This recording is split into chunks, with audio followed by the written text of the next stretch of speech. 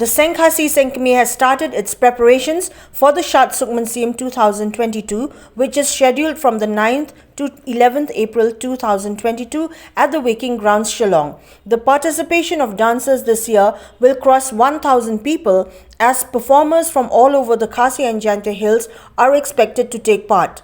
SENG KMIE leaders that included its General Secretary HIGHNESS MARBANIANG, Chairman Publicity Committee BANTEILANG RUMNONG, President ARWAN TARIANG and Cultural Secretary SUIAM had expressed their hopes of a better celebration of the Shad Suk Mynsiem after the disruption of the event in the past 2 years due to the pandemic. Chairman Publicity Committee BANTEILANG RUMNONG, while addressing media persons, said that the Shad Aingo or the Thanksgiving dance has been an annual event to thank the Almighty for His manifold blessings throughout the year. This year's celebration will be a better one, but with strict adherence to the SOPs issued by the state government, RUMNONG informed.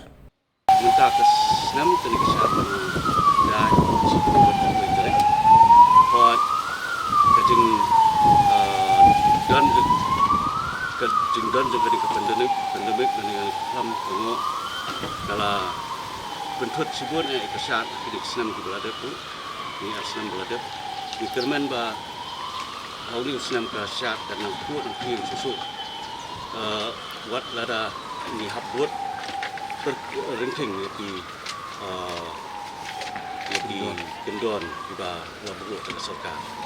di tamungi kerman bagi pertikah di thun di persa di jongi di samlak sampai di jongi kinwan Banshan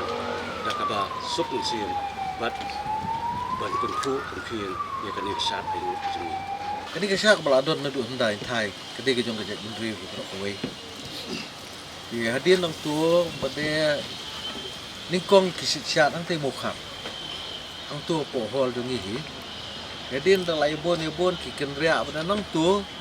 ki poi hang tu ke badon ke opulu menta bagi ongi opulu dan lapoi hok puluh bade ki yo iba no syaut nang bon de hang ta ken kisawan yo kejat hang ni bat kisa ku boong no khat kendai spa khat wei asa sedang ke pakai ke syat kisah nama mereka kata Shad Suk Mynsiem.